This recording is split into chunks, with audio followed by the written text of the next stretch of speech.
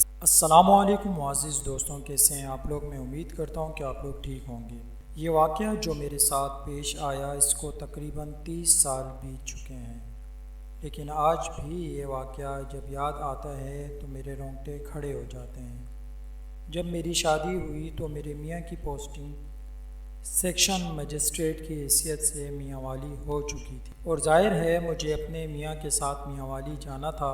یہاں آ کر معلوم ہوا جو سرکاری گھر ہمیں الاٹ ہوا ہے وہ ابھی زیر تعمیر ہے، جس کو 1 ماہ مزید لگ سکتا ہے۔ اس کی وجہ سے ہم نے سرکاری ریسٹ ہاؤس میں اپنی رہائش رکھی۔ ریسٹ ہاؤس میں ہمارے کمرے کے سامنے برآمدہ اور برآمدے کے سامنے چھوٹا سا لان تھا، جہاں شام کے وقت میں اور میرے میاں بیٹھ کر چائے پیتے گپ شپ لگاتے۔ اس طرح شام کا وقت کھلی آب و ہوا میں اچھا گزر جاتا۔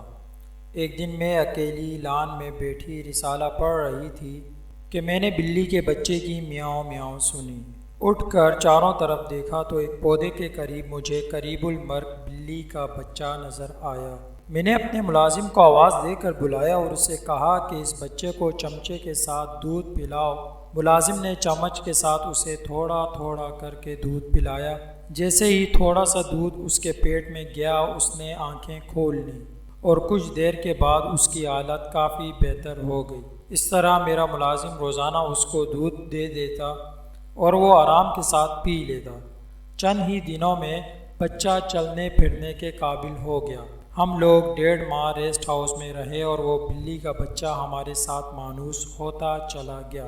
میں جس وقت کمرے سے باہر نکلتی وہ بچہ میرے ساتھ ساتھ چلتا رہتا۔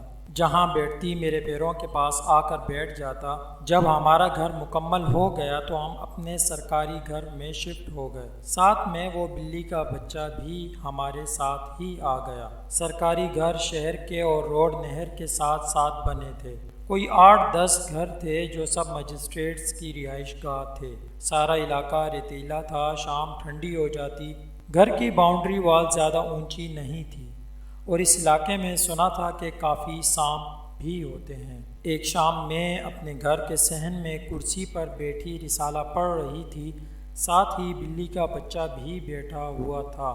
ہمیں یہاں شفٹ ہوئے 8 ماہ ہو چکے تھے اور بلی کا بچہ کافی بڑا ہو چکا تھا۔ میں رسالہ پڑھنے میں مگن تھی کہ اچانک بلی کے بچے نے چھلانگ لگائی اور میری کرسی کے پیچھے چلا گیا۔ میں ڈر کے اٹھ کھڑی ہوئی، کرسی کے پیچھے دیکھا تو بلی کے بچے کے منہ میں 1 فٹ لمبا سا سانپ تھا۔ یہ دیکھ کر میں اپنے کمرے میں بھاگ گئی۔ وہاں سے میں نے اپنے ملازم کو بلایا اور ساری بات بتائی۔ وہ جلدی جلدی باہر گیا اور آ کر بتایا کہ وہاں جو سانپ مرا پڑا ہے وہ بہت زہریلا سانپ تھا۔ میں نے اس سے بلی کے بچے کے بارے میں پوچھا تو اس نے بتایا کہ وہاں بلی کا بچہ نہیں ہے۔ میں نے اسے کہا کہ جا کر دیکھو کہ وہ کہاں ہے۔ کافی دیر کے بعد وہ واپس آیا تو مجھے بتایا کہ بلی کا بچہ مر چکا ہے۔ سانپ اس نے اٹھا کر باہر پھینک دیا تھا۔ جس کے بعد میں باہر آ گئی، میں نے دیکھا کہ ہمارے چنبیلی کے پودے کے پیچھے بلی کا بچہ مرا پڑا ہے۔ یہ دیکھ کر دکھ کے مارے میں رونے لگ گئی۔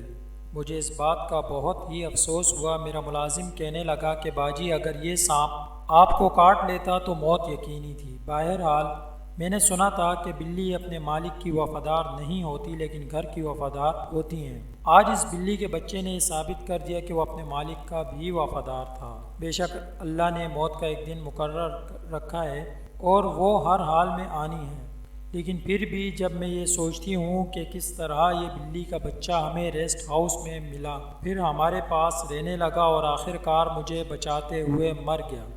آج برسوں گزر جانے کے بعد بھی جب میں یہ واقعہ سوچتی ہوں تو میری آنکھیں بھیگ جاتی ہیں۔ مجھے لگتا ہے کہ وہ بلی کا بچہ صرف مجھے سانپ سے بچانے کے لیے آیا تھا۔ اب بھی میرے پاس ایک بلی ہے جسے میں بہت پیار سے رکھتی ہوں، کیونکہ اللہ کی یہ مخلوق آپ کے بھی کسی نہ کسی کام آ سکتی ہے۔ ویڈیو دیکھنے کا بہت شکریہ۔ اگر آپ لوگوں نے ابھی تک میرے کہانی لائن چینل کو سبسکرائب نہیں کیا ہے تو برائے کرم اس کو سبسکرائب کر دیں اور ساتھ ہی میں لگے ہوئے بیل کے آئیکن کو بھی ضرور پریس کر دیں تاکہ ہر آنے والی نئی ویڈیو کی اپڈیٹ آپ کو بر وقت مل سکے۔